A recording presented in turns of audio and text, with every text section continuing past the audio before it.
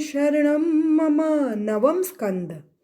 ॐ जन्मदादस्य यतोऽन्वयादितरतश्चार्थेष्वभिज्ञस्वराट् तेने ब्रह्महृदय आदिकवय मोचन्ति यत्सूरयः तेजोवारी मृदां यथा विमेय यक्षत्रिसर्गोऽमृषा धाम्नां स्वेद सदा निरस्तकुहकं सत्यं परं धीमहि। श्रीकृष्णं वन्दे जगद्गुरुं जगद्गुरु श्री शंकराचार्य नमः।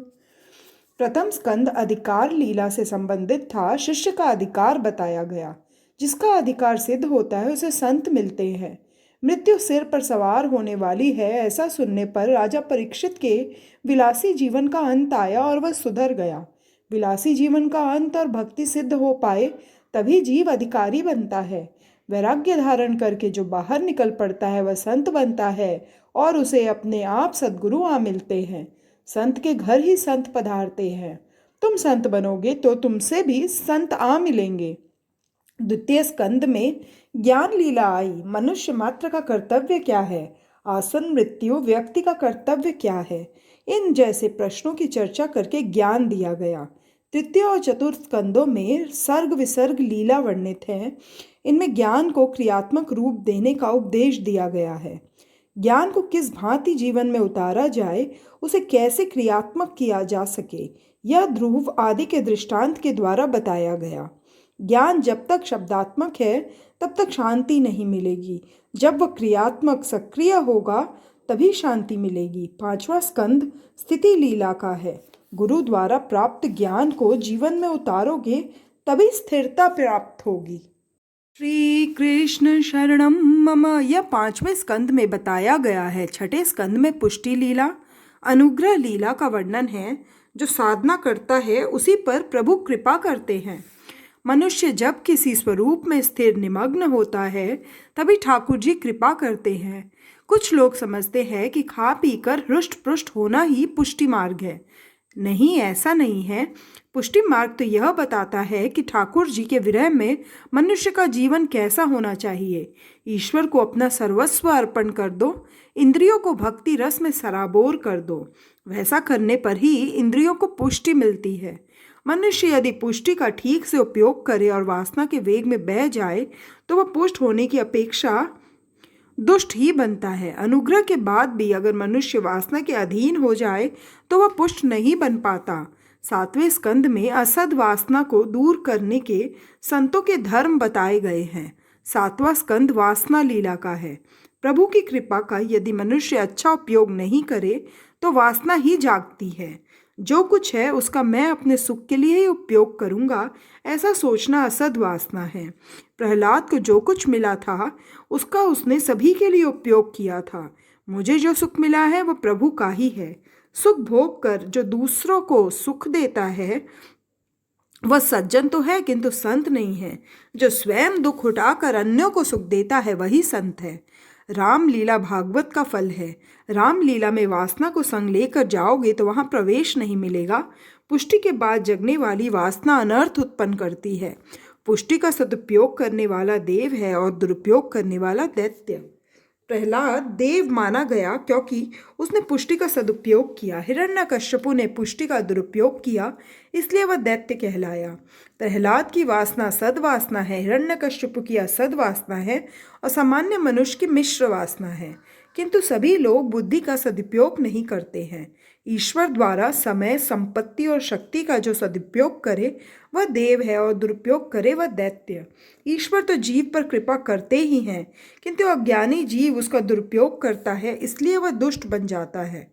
सातवें स्कंद में बताई गई वासना का 4 उपायों से ही नाश हो सकता है। आठवें स्कंद में संतों के 4 धर्म वर्णित है। पहला, आपत्ति में, दुख में हरि का, भगवान का स्मरण। दृष्टांत गजेंद्र। श्री कृष्ण शरणम मम। दूसरा, संपत्ति की अवस्था में सर्वस्व का दान। बलि राजा की भांति इस अवस्था में सर्वस्व का दान करने से वासना का क्षय होता है। तीसरा, विपत्ति की अवस्था में स्ववचन का पालन। दृष्टांत बलि राजा। चौथा, सभी अवस्था में भगवत शरणागति। दृष्टांत सत्यव्रत। सत्यव्रत भगवान मत्स्य नारायण की शरण में गया था। वासना को नष्ट करने के ये 4 उपाय हमने देखे। वासना को यदि प्रभु के मार्ग की ओर मोड़ दिया जाए तो वह वासना ही भक्ति बन जाती है।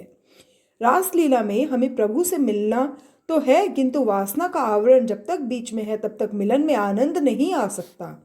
वासना का विनाश करके निर्वासन होकर रासलीला में जाना है। वासना क्षय होने के बाद रासलीला में ईश्वर और जीव का मिलन होता है।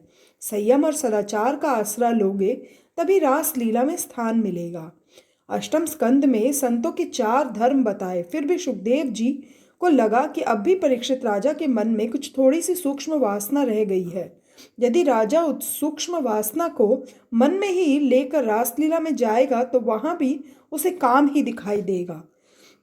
मैं राजा को रासलीला में ले तो जाऊंगा, किंतु यदि उसके मन में काम बाकी रह गया होगा तो उसे वहां भी लौकिक कामाचार ही दिखेगा। जिसके अपने मन में काम है उसे हर कहीं काम ही दिखाई देता है। एक गृहस्थ की जवान पुत्री ससुराल जाने लगी तो उसे रोना आ गया। पिता का हृदय भी भर आया। रोते रोते पुत्री पिता को वंदन करने लगी तो पिता ने उसे हृदय से लगा लिया और सांत्वना देने लगा। यह तो वात्सल्य भरा निर्दोष आलिंगन था, किंतु रास्ते पर चलते हुए किसी व्यक्ति ने उसमें विकार देखा। वह नहीं जानता था कि यह कौन है। पिता पुत्री का मिलन शुद्ध है, किंतु उससे भी लाख गुना शुद्ध है गोपी और कृष्ण, जीव और ईश्वर का मिलन। यह मिलन रासलीला में होता है।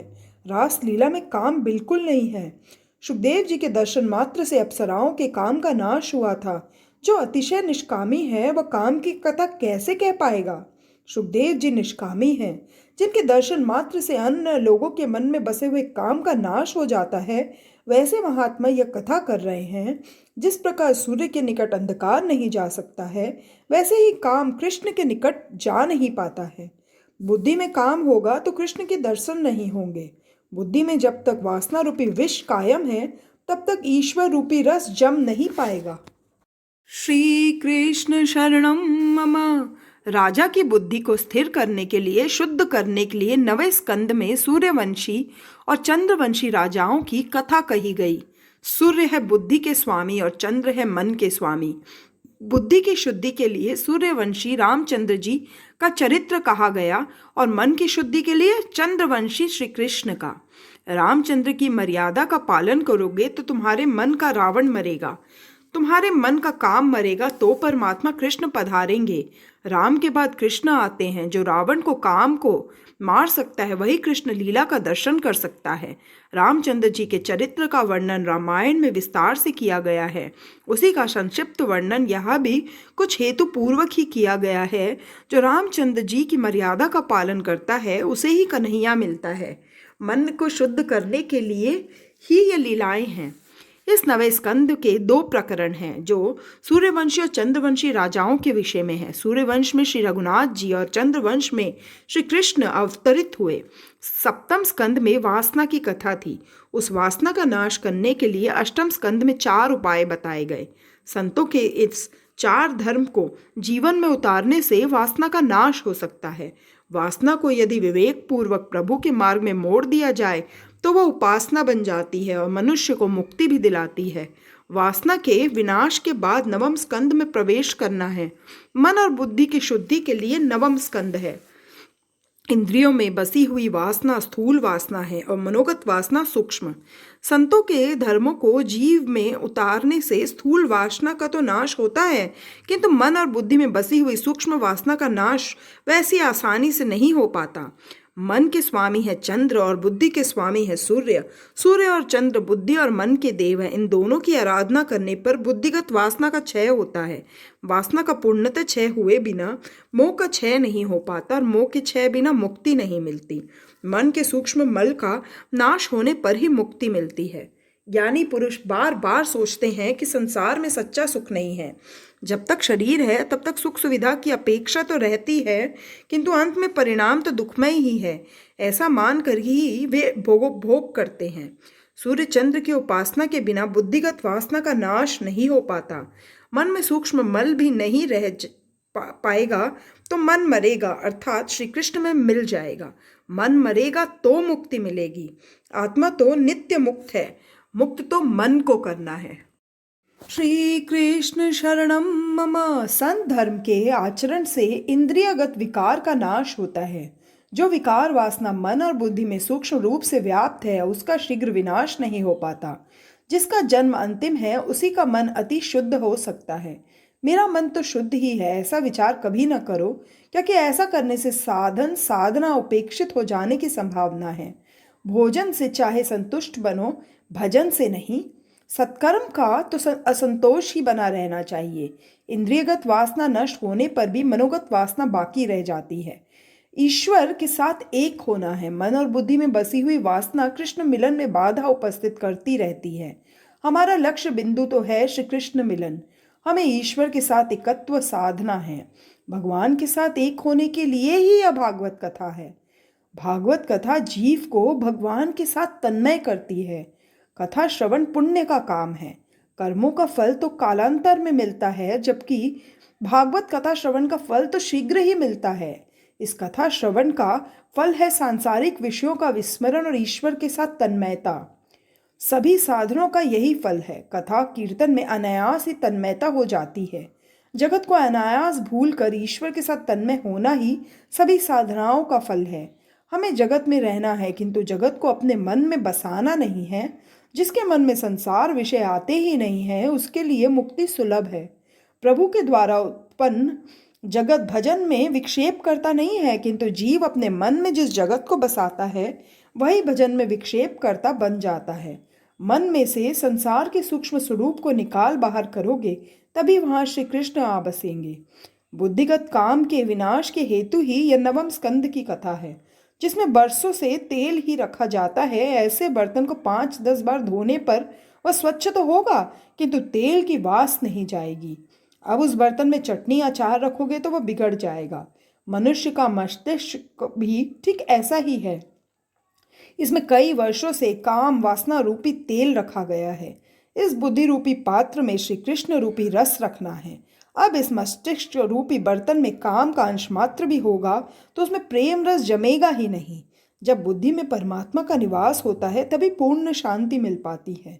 जब तक बुद्धि में ईश्वर का अनुभव नहीं हो पाता तब तक आनंद का अनुभव नहीं हो पाता। संसार के विषयों का ज्ञान बुद्धि में आने पर विषय सुखरूप बनते हैं। परमात्मा को बुद्धि में रखना है।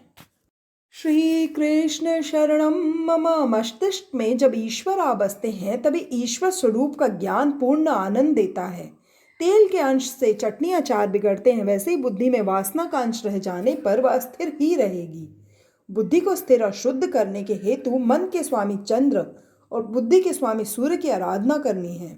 त्रिकाल संध्या करने से बुद्धि विशुद्ध होगी। वासना विनाश के हेतु संधर्म बताने पर भी सुखदेव जी को लगा कि परीक्षित के मन में अब भी सूक्ष्म वासना बाकी रह गई है। राजा को रास लीला में ले जाना है। मृत्यु के पूर्व ही उसे परमानंद देना है। जब तक बुद्धि में काम वासना है श्री कृष्ण के दर्शनों से नहीं होंगे। अतः राजा के मन में शेष रही हुई वासना का पूर्णतः नाश करने के लिए सुखदेव जी ने सूर्य और चंद्रवंश की कथा सुनाई। जब तक राम नहीं आते हैं तब तक कृष्ण भी नहीं आते हैं। भागवत में मुख्य कथा श्री कृष्ण की है, फिर भी राम के आगमन के बाद ही श्री कृष्ण आते हैं। जिसके घर में राम नहीं आते हैं उसका रावण काम मरता नहीं है, और जब तक काम रूपी रावण मरता नहीं है तब तक श्री कृष्ण नहीं आते हैं। इस रावण को मारना है। रावण तभी मरेगा जब राम की मर्यादा का पालन किया जाए, चाहे जिस संप्रदाय में विश्वास हो, किंतु जब तक रामचंद्र की मर्यादा का पालन नहीं करोगे तब तक आनंद नहीं मिलेगा। आरंभ में रामचंद्र के चरित्र का वर्णन है, फिर दशम स्कंद की कथा आएगी। भागवत की कथा के वक्ता और श्रोता को राम की मर्यादा का पालन करना चाहिए। मनुष्य को थोड़ी सी संपत्ति या थोड़ा सा अधिकार मिलते ही वह राम की मर्यादा भूल जाता है। राम के आए बिना कृष्ण भी नहीं आते। रामचंद्र की उत्तम सेवा यही है कि उनकी मर्यादा का पालन किया जाए, उनका साही वर्तन रखो। राम जी का भजन करना अर्थात उनकी मर्यादा का पालन करना, उनका वर्तन हमें अपने जीवन में उतारना चाहिए। यदि राम जी को मन में बसाओगे, मर्यादा पुरुषोत्तम रामचंद्र का अनुकरण करोगे तो भगवान मिलेंगे। उनकी लीला का अनुकरण करो, उनका चरित्र सर्वथा अनुकरणीय है। श्री कृष्ण की सभी लीलाओं का अनुकरण नहीं करना है, उनका चरित्र चिंतनीय है। श्री कृष्ण की लीला चिंतन करने के लिए और चिंतन करके तन्मय होने के लिए है।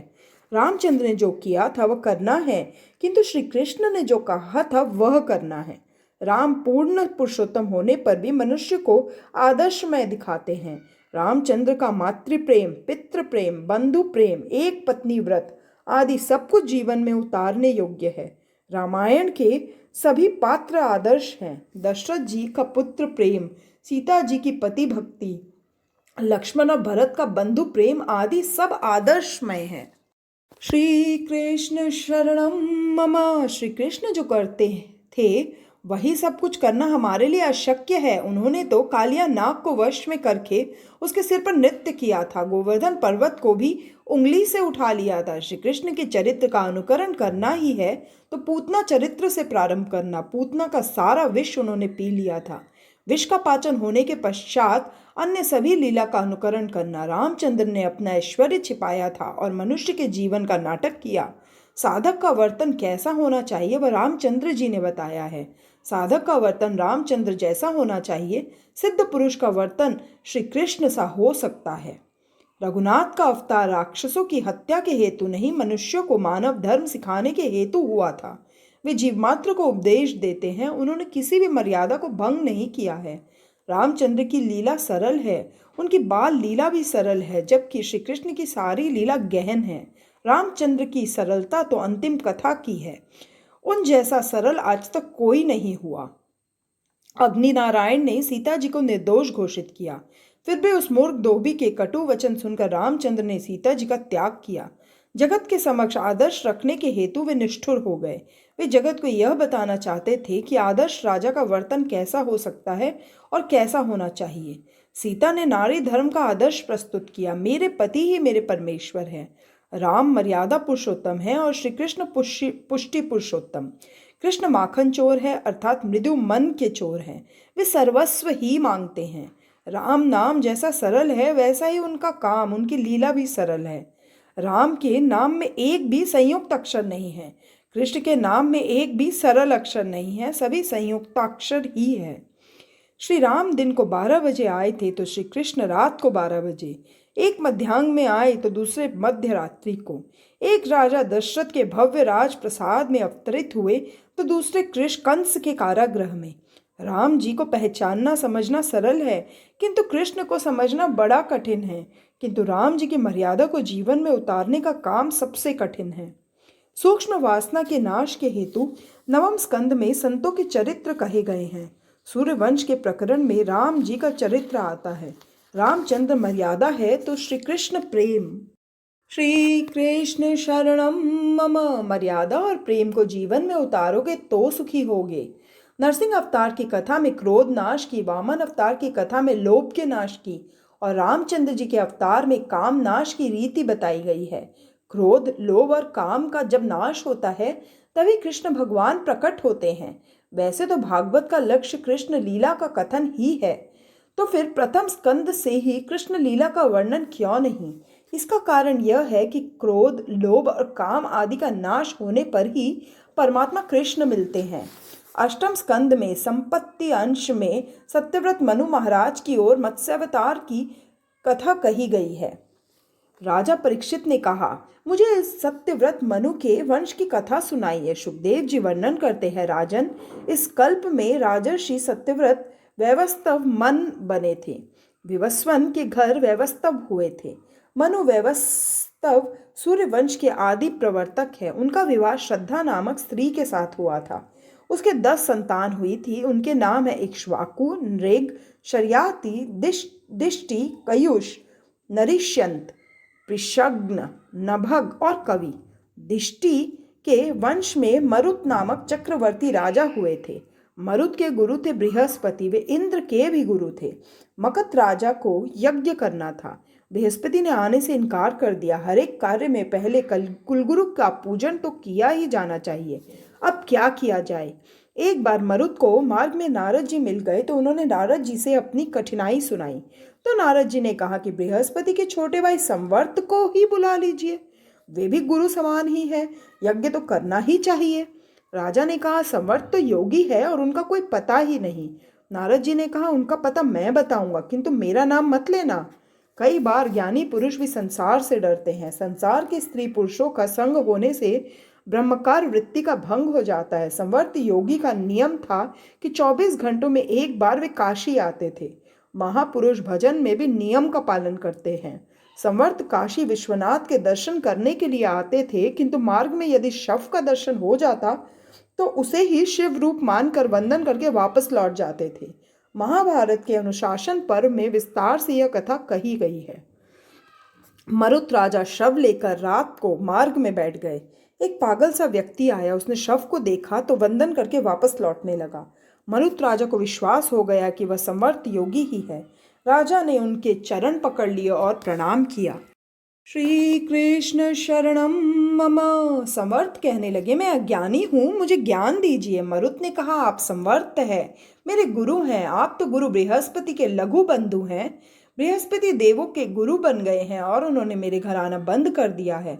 मैं यज्ञ करना चाहता हूँ, कोई मुझसे यज्ञ ही नहीं करवाता है। संवर्त ने कहा, मैं यज्ञ तो कराऊं, किंतु तेरा ऐश्वर्य देखकर बृहस्पति तुम्हें कहेंगे कि वे तुम्हारा यज्ञ करने को तैयार है और तुम्हारे गुरु बनना चाहते हैं। यदि वैसा समय आया और तुमने मेरा त्याग किया तो मैं तुम्हें भस्मीभूत कर दूंगा।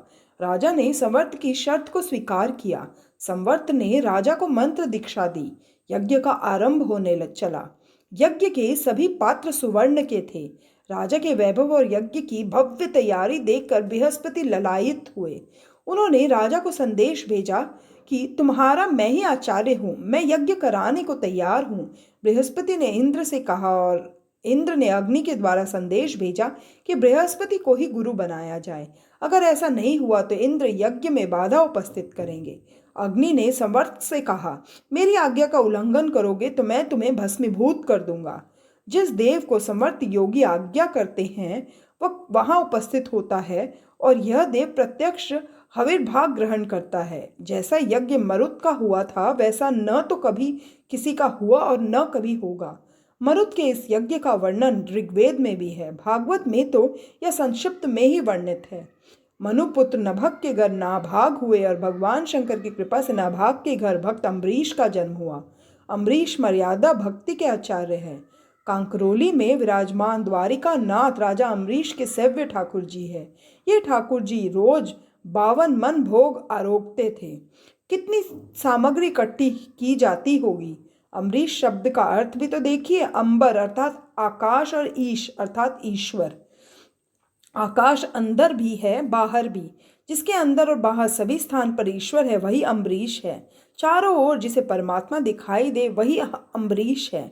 ज्ञान मार्ग में इंद्रिय रूपी द्वार बंद रखने पड़ते हैं। भक्ति मार्ग में सभी इंद्रियां भगवान के मार्ग में लगानी पड़ती है। भगवान के चरणों में भक्त अपनी इंद्रियां अर्पित कर देता है। भक्त अपनी सारी इंद्रियों का भगवान से विवाह कर देता है। भगवान ऋषिकेश है, इंद्रियों के स्वामी हैं। राजा अम्बरीश महान भक्त थे। उनका मन भगवान के चरणों में, वाणी भगवत गुण वर्णन में, हाथ हरि मंदिर की सफाई में, पांव प्रभु के क्षेत्रादि की पदयात्रा में, कान भगवान की उत्तम कथाओं का श्रवण में तथा दोनों नेत्र मुकुंद भगवान की मूर्तियों के दर्शन में व्यस्त रहते थे। श्री कृष्ण शरणम मम। मस्तक से वे भगवान श्री कृष्ण को वंदन करते रहते थे। भगवान की सेवा में जो व्यक्ति अपना शरीर लगा देता है उसका देहाभिमान कम होता जाता है। भक्ति मार्ग धन या तन नहीं, मन की प्रधान है। जब से भक्त में धन का प्राधान्य हुआ है तब से भक्ति छिन्न छिन्न होती जा रही है। राजा अम्बरीश तभी सर्वप्रथम कहते हैं, मेरा मन सदा कृष्ण के चरण कमलों में ही रहे। तस्मात् कारुण्य भावेन रक्ष रक्ष परमेश्वर। सेवा में धन नहीं, मन ही मुख्य है। सेवा का अर्थ है सेव्य श्री कृष्ण में मन को पिरोए रखना। सेवा का संबंध मन से है। शरीर से जो क्रिया की जाए उनमें यदि मन का सहकार नहीं होगा तो व्यर्थ ही हो जाएगी। सेवा का क्रम अम्बरीश ने बताया है। सेवा का आरंभ मन से होता है। मन सूक्ष्म होता है, वह जगत और ईश्वर के साथ एक साथ संबंध नहीं रख सकता। मन को मनाओगे तो वह मानेगा, किसी के उपदेश से नहीं। तुम स्वयं अपने मन को समझाओगे तो असर होगा। अपने मन को और कोई क्या और कैसे समझा सकता है। राजा अम्बरीश के इष्ट देव द्वारिका नाथ है। राजा होने पर भी स्वयं सेवा पूजा करते हैं। घर में कई सेवक होने पर भी वे कहते हैं, मैं तो ठाकुर जी का दास हूँ, उनकी सेवा स्वयं मुझे ही करनी चाहिए। दास्य भाव में सेवा ही मुख्य है। उसी का पेट भरता है जो स्वयं भोजन करे। जो भजन और सेवा स्वयं करे उसे फल मिलता है। 4 काम स्वयं करने पड़ते हैं। पहला भोजन, दूसरा विवाह, तीसरा ठाकुर जी की सेवा और चौथा मृत्यु। अम्बरीश तो चक्रवर्ती राजा था, फिर भी वह प्रभु सेवा तो स्वयं ही करता ही था। ठाकुर जी के मंदिर की सफाई भी करता था। वैसे करने से वैष्णवों के चरण रज का लाभ मिलता है। भागवत में स्पष्ट लिखा है कि अम्बरीश भगवान के दर्शन के लिए खुले पांव पैदल ही जाता था। मानो कि हम अम्बरीश का पूरा पूरा अनुकरण नहीं कर सकते, किंतु उनका कुछ न कुछ तो अनुकरण करना ही चाहिए। एक बार तो अम्बरीश ने भगवान श्री कृष्ण की आराधना के हेतु 1 वर्ष तक एकादशी करने का व्रत लिया था। एकादशी व्रत सभी व्रतों में श्रेष्ठ है। इसके 2 प्रकार हैं, निषेध व्रत और परिपालन व्रत। अन्नाहार से दोष न हो, इसके लिए निषेध व्रत किया जाता है। भगवान की आराधना के हेतु किया गया भगवत व्रत सुखदायी है। एकादशी का व्रत त्रिदिवसीय है। दशमी के दिन 1 बार भोजन करे, हो सके तो हविष्यान्न का भोजन करे, दूध और चावल सा सात्विक आहार करे।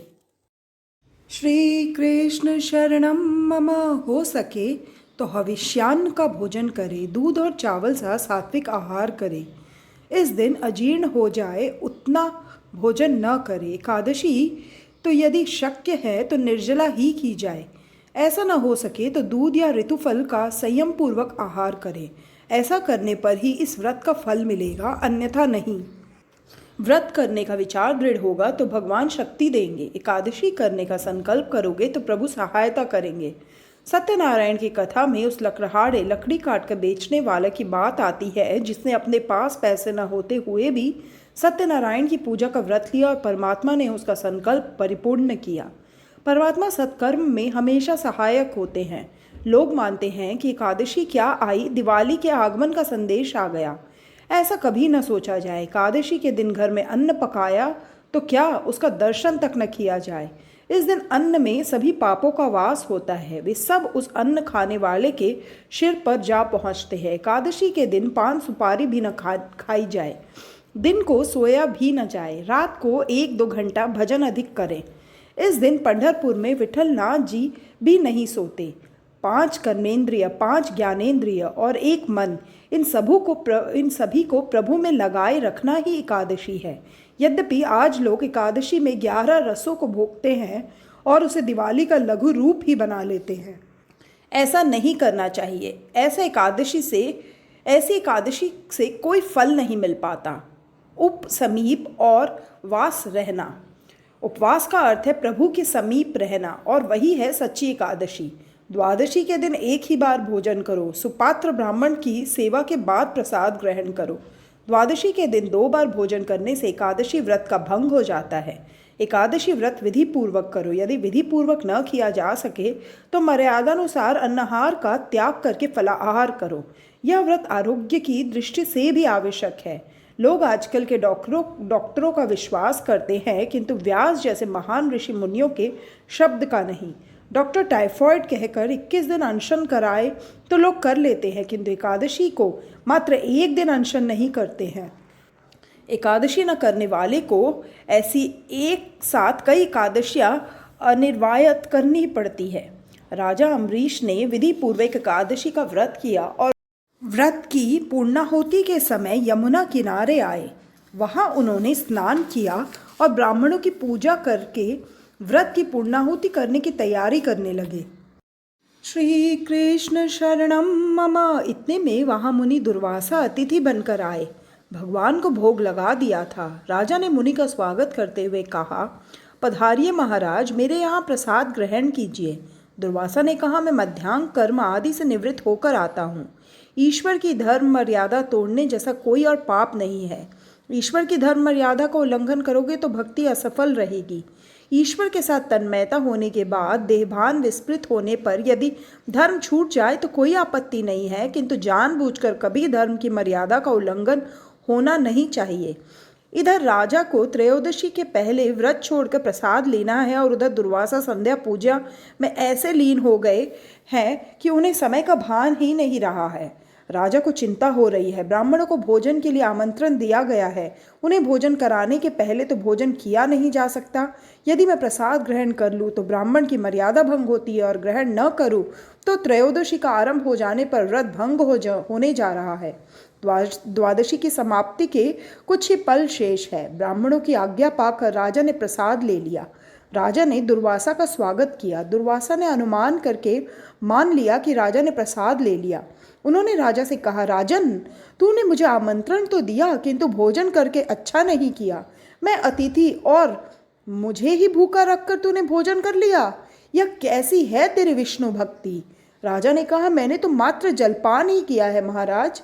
किंतु दुर्वासा कब सुनने वाले थे। उन्होंने क्रोधवश राजा की एक भी न सुनी। जब तक दुर्वासना है तब तक क्रोध भी शेष ही है। दुर्वासा ने अपने शिर के केश में से कृत्या उत्पन्न की और उसे राजा को मारने की आज्ञा दी। कृत्या अम्बरीश को मारने चली तो अम्बरीश की प्रार्थना से भगवान ने सुदर्शन चक्र छोड़ा और कृत्या की हत्या की। अब वह सुदर्शन चक्र दुर्वासा के पीछे दौड़ चला। मुनि एक लोक से दूसरे लोक भागने लगे, किंतु चक्र ने पीछा न छोड़ा। दुर्वासा की रक्षा कोई न कर सका। अंत में वे वैकुंठ में आकर नारायण से प्रार्थना करने लगे, भगवान मेरी रक्षा कीजिए। नारायण ने स्वागत किया तो मुनि ने कहा, मेरे पीछे आपका चक्र दौड़ रहा है, मेरी रक्षा करें। भगवान मुनि से कहने लगे, जो वैष्णव अनन्य भाव से मेरी सेवा करके मुझे अपना सर्वस्व अर्पण करता है, उसे मैं भी अपने सर्वस्व का दान करता हूँ। मैं भक्ताधीन हूँ। मेरा चक्र इस समय राजा अम्बरीश की आज्ञा के अधीन है। श्री कृष्ण शरणं मम अहं भक्त पराधीनो हास्वतंत्र इव द्विज साधुभिर्ग्रस्तः हृदयो भक्तैर्मत्ख जनप्रिय। दुर्वासा जी, मैं तो पूर्णतः भक्ताधीन हूँ। मैं लेश मात्र भी स्वतंत्र नहीं हूँ। मेरे भोले भाले सरल भक्तों ने मेरे हृदय को अपने बस में कर रखा है। भक्तजन मुझसे प्रेम करते हैं, मैं भक्तजन से। भक्त के आगे न तो मैं अपनी परवाह करता हूँ और न तो लक्ष्मी की। भक्त मेरे लिए सब कुछ छोड़कर मेरी शरण में आते हैं। मेरे लिए वे अपने सर्वस्व का त्याग करते हैं। मुझे छोड़कर उनको अन्य कोई आश्रय नहीं है। ऐसे भक्तों को त्यागने का विचार मात्र भी मैं कैसे करूं? भक्तों ने मेरे हृदय को वश में कर लिया है। वे मुझे अत्यंत प्रिय है। मेरे सिवाय अन्य किसी भी प्रकार की मुक्ति की वे कभी इच्छा तक नहीं करते हैं। मैं भक्तों का हृदय हूँ और भक्तजन मेरा हृदय है। भगवान कहते हैं, ये दारागार पुत्राप्तान प्राणात वित्तमिमं परम हिस्वामाम शरणम याता कथम तांस्य कतु मुत्सहे। अपनी पत्नी, पौत्र, घर, स्वजन, धन, इहलोक परलोक, प्राण आदि सब कुछ का त्याग करके जो मेरी शरण में आए हैं, उनका त्याग मैं कैसे करूं? मयि विर्बद्ध हृदय साधव समदर्शना वशीकुर्वन्ति माम भक्त्या सत्रिस्त्रय सत्पति यथा। भक्त मुझे भक्ति से वश में कर लेते हैं। साधवो हृदयम अहम साधून हृदयम त्वहम। मेरे भक्तजन मेरा हृदय है और मैं उनका हृदय हूँ। भगवान कहते हैं, तप और विद्या अति उत्तम है, फिर भी उसे यदि विनय विवेक का सहारा न हो तो व्यर्थ ही है। आप तपस्वी है और आपके पास प्रबल शक्ति भी है, किंतु आपने उसका दुरुपयोग किया। आप ही तो जरा सोचे, क्या अम्बरीश ने कोई अपराध किया था? उसकी कोई भूल थी? उसने व्रत के पालन के हेतु से ही मात्र जलपान ही किया था, फिर भी आप क्रोधित हो गए। आप उसी के पास जाइए और उससे प्रार्थना करके क्षमा मांगिए। यदि भक्तराज अम्बरीश क्षमा करेंगे तभी इस सुदर्शन चक्र की गति रुकेगी।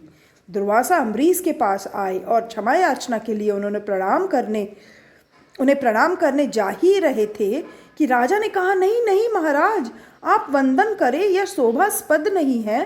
प्रणाम तो मुझे ही आपको करना चाहिए। राजा ने सुदर्शन चक्र से प्रार्थना की, शांत हो जाओ। यदि आज दिन तक मैंने कभी कोई दान, पुण्य, यज्ञ, सेवा की है तो उन सब के पुण्य से तुम्हारा वेग शांत हो जाए। और सुदर्शन चक्र शांत होकर वापस लौट गया।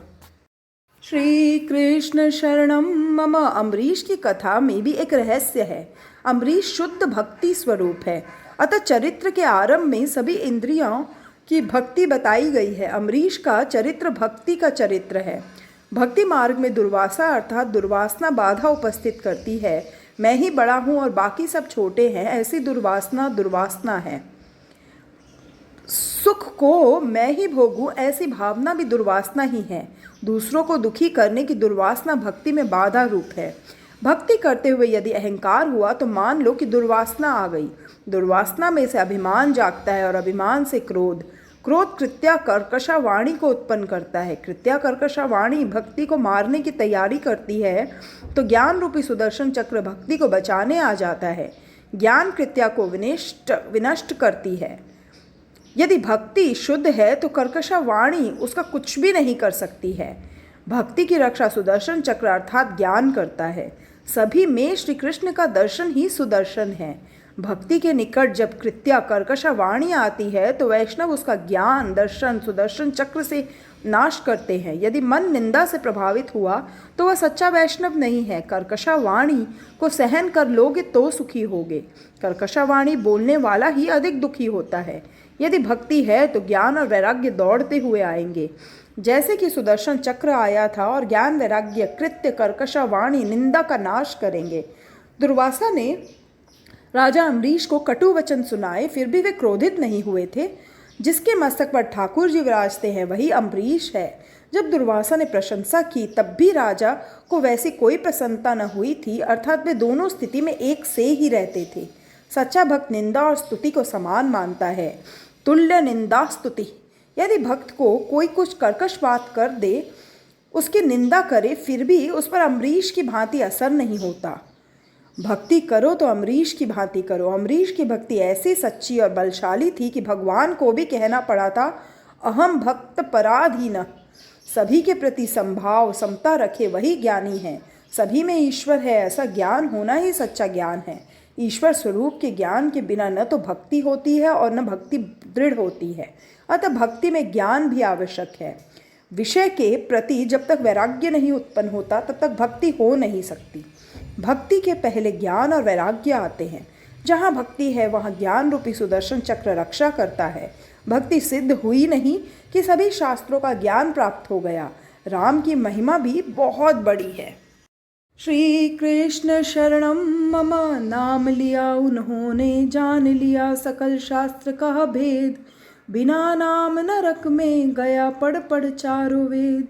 अम्बरीश ने दुर्वासा को प्रेम से भोजन कराया और क्षमा मांगी। सच्चे वैष्णव थे अम्बरीश तो। न तो वे दुर्वासा के क्रोध से व्यथित हुए और न उसकी प्रशंसा से सुखी। सच्चे वैष्णव कभी दूसरों का दोष नहीं देखते हैं, बल्कि अपना ही दोष बार बार देखते हैं। अम्बरीश ने माना कि जीत उसकी नहीं ईश्वर की हुई है।